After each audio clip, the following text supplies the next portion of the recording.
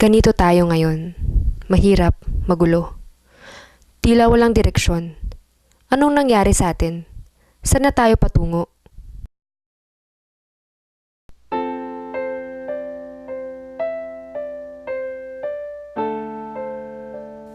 Parang kinakain ng aking pagkatao ng apoy ng nakaraan. Ngayon, saan ako patutungo?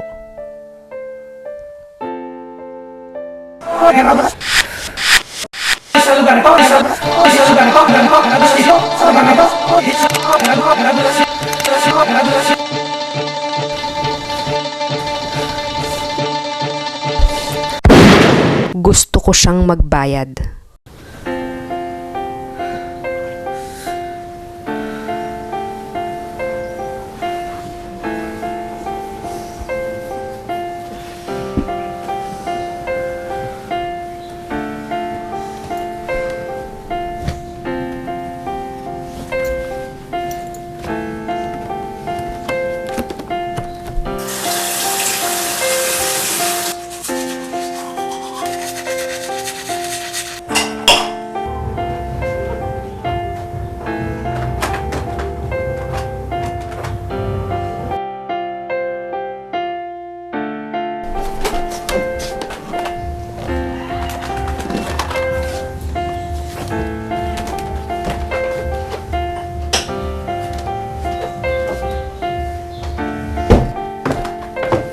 Carla, Good morning.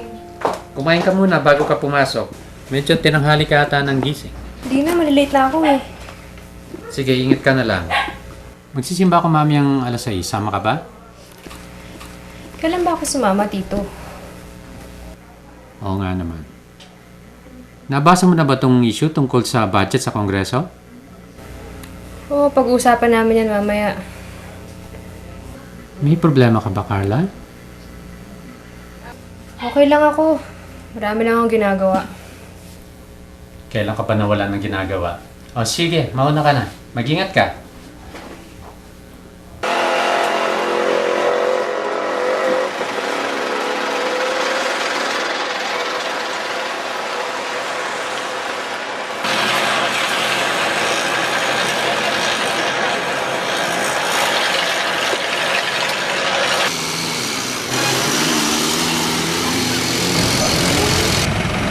The essence of law is logic and order. We have numerous laws that have been created for our general well-being, and I believe these are good laws. They are there to protect us. What then is wrong with our country? What's the problem? Mga baboy. Alright, okay. Anyway, what I was driving at is that the root of the problem is implementation. If the government cannot do its job, what happens to its citizens? This causes another problem wherein our own citizens take the law into their own hands. What can you say about people like these? Is it correct? Is it the right thing to do? Yes, Escanio. Are you willing to kill for the greater good? Yes, sir. Sabi nga nila po, the end justifies the means. Kaya handa ako pumatay para sa justisya, Anyway. para sa greater good. Class, be careful of this guy. You have a potential killer here. And you never know, one day he might just come after you in the name of justice. So be careful. And by the way, please speak in English. the next Natutulog time sa you recite. kadiliman ng nakaraan. Nagbabayad ng utang na walang katuturan. Tayo ang nagdurusa para sa kapakanan nilang mga mayayaman. At tayo ang nabubulag araw-araw sa katotohanan. Kabataan ang susi sa kaunlaran. Ngunit sino ang may hawak sa mga susi ng bayan?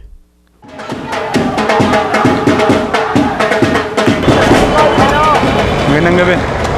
Ako nga pala si Mario ng Lapia Makabansa. Tunod ko ang talumpati mo. Magaling. Salamat. Tagal lang ito napapansin. Mga katulad mo ang kailangan para lumakas ang laban. Para mamulat ang mata ng mga kabataan. Kung gugustuhin mo, pwede ka namin bigyan ng mas malaking responsibilidad. Pag-isipan mo, Carla. Total, magkikita pa naman tayo. Okay. Tomorrow, free cut. Yeah! But Remember that your thesis and final OJT reports are due on my desk on Monday. Oh, and Miss Mendoza, what's the update on Congressman Roman Salvadore? I've been hearing that he's having trouble with the budget and that there's another scandal hanging over his head. Can you handle it? Okay, fair enough. Few more reminders before you go. 3 copies, ring bound, be on time, and I will not accept any late submissions, okay? Your lives as students are almost over. Do your best. You are the future lawyers. Always remember that the law was created to protect people, not to punish them. Okay? Get out of here.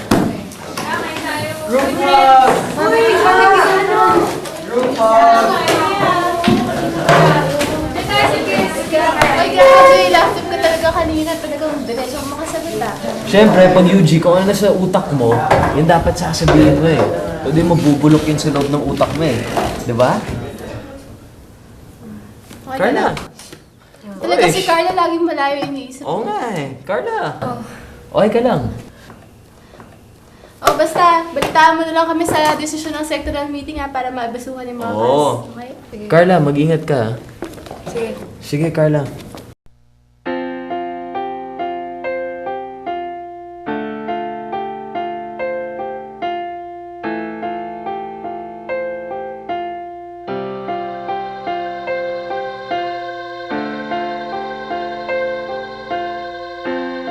Isinilang ako sa kalungkutan. Bininyagan ako sa karahasan. Ninakaw ang aking ina, kapalit ng aking buhay. Ninakaw ang aking ama, kapalit ng kapangyarihan. Ayoko nang mabuhay.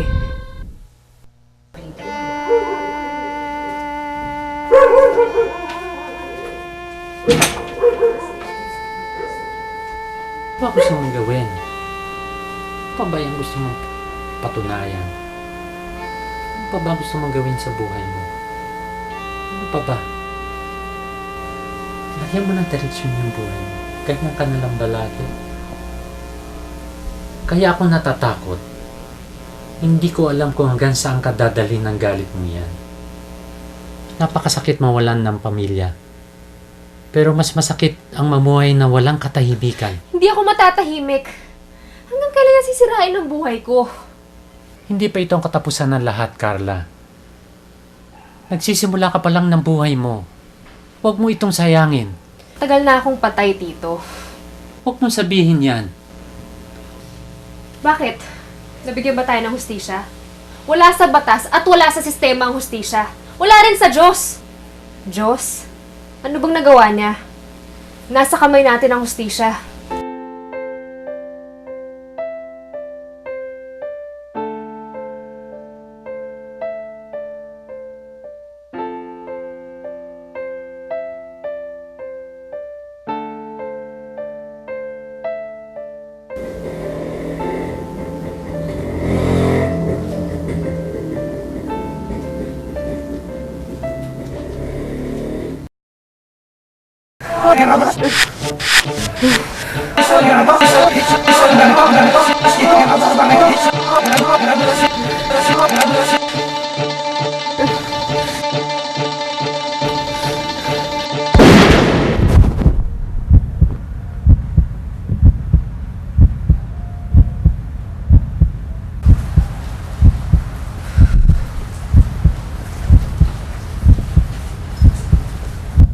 Matagal kong pinaghandaan ang araw na to. Ang hustisyang pinagkait ay mapapasakin. Tama na ang pagpapanggap. Mabubuhay na muli si Carla Ronquillo.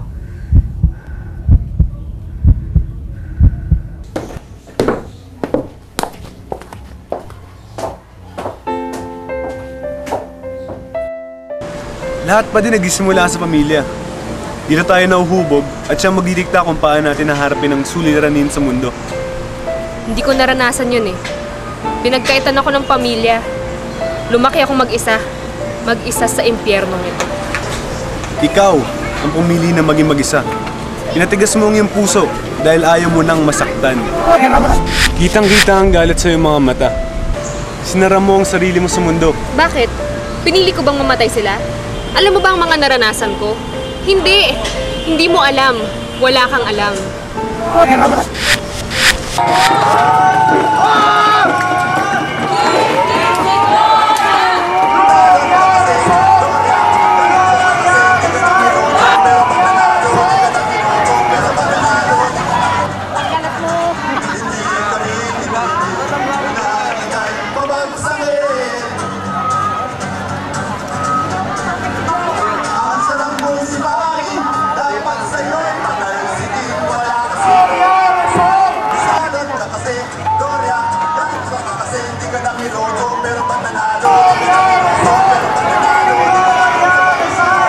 Oh, anong balak mo?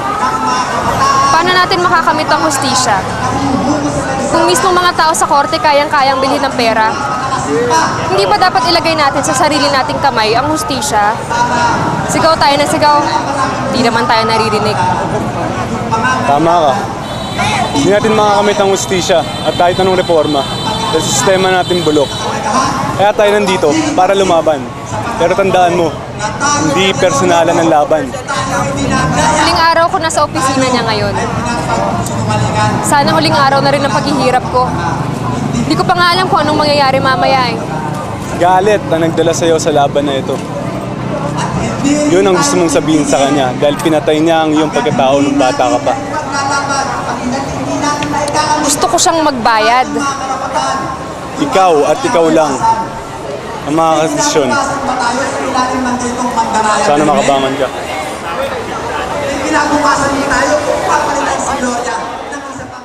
Huling araw na ng paghihirap ko.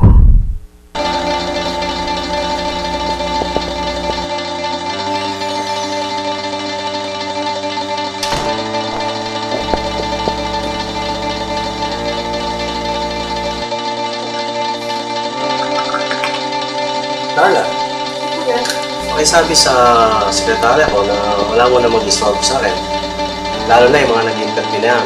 Dahil marami yung katatapusin dito sa office. O Carla, gabihin ako rito, kaya baka ako na mag-close ang office. Okay? Sige po.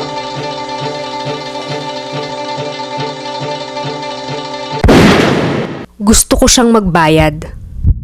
Matagal kong pinaghandaan ang araw na to. Gusto ko siyang magbayad. Oh, Carla. Nandito ka pala. Nagsisimula ka pa lang ng buhay mo. Ano sa OJT report mo? Di ba pinigay ko na sa'yo? Huwag kang maglala. Nasa kamay natin ang Ang gusto hustisya. ko trabaho Hindi pa ito ang katapusan ng lahat. Pagka-graduate mo, pwede ka bumalik dito. Sana makabangan ka. Gusto ko siyang Matagal kong magbayad. pinaghandaan ang araw na Nagsisimula to. ka pa lang Nasa ng kamay buhay. natin ang hustisya. Alis na po ako. Salamat sa pagkakataon.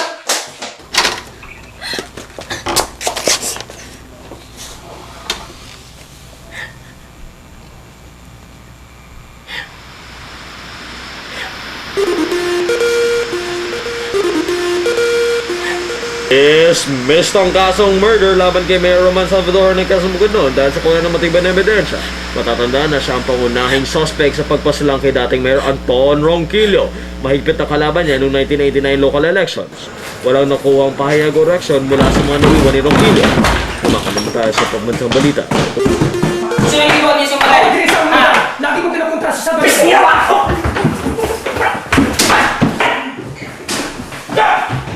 Ano, Brady? Tumayo sa lugar. Huwag mong kakalabanin si isang panahon. Di ko marunong! Di ko mawa! Pesiyawa! Dili ni personal, politika lang.